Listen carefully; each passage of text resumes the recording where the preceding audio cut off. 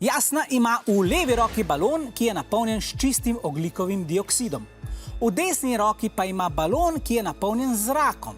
Hkrati ju bo spustila iz rok. Balon napolnjen s čistim ogljikovim dioksidom se bo v primerjavi z balonom z zrakom A hitreje dvigal v ozračje, B hitreje spuščal proti tlom, C počasneje spuščal proti tlom ali D počasneje dvigal v ozračje.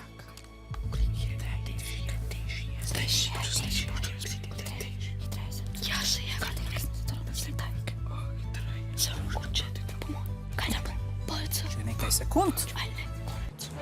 In imamo dvakrat odgovor B, hitreje spuščal proti tlom. Čas je za Jasno in njenih 99 Luftballons.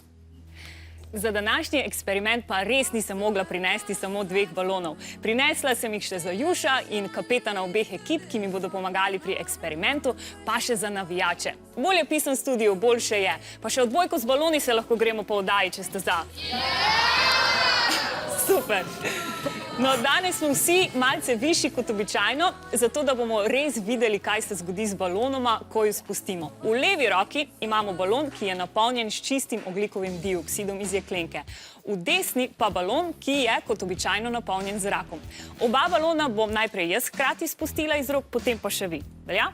Ok. 3, 4, zdaj. Ja, bodite pozorni na čas padanja obeh balonov, predvsem na to, kateri izmed njiju prej doseže tla. Kaj menite? Rumen? Rumen, ja, rumen oziroma balon, v katerem je ogljikov dioksid prej doseže tla. Preverimo še, če je tudi z vašimi baloni tako. 3, 4, zdaj. Razlog za razliko v hitrosti padanja obeh balonov je zrak, ki je zmes plinov, med katerima prevladujeta dušik z 78% in kisik z 21%. Vsebnost ogljikovega dioksida v zraku namreč znaša manj kot 1%. Ogljikov dioksid ima večjo gostoto kot zrak in sicer 1,61 kg na kubični meter v primerjavi z gostoto zraka, ki je 1,22 kg na kubični meter.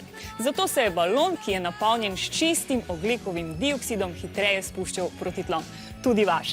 Tako je pravilen odgovor B in niste dobili samo balonov, ampak ste v B ekipi dobili še 5 točk. Bravo!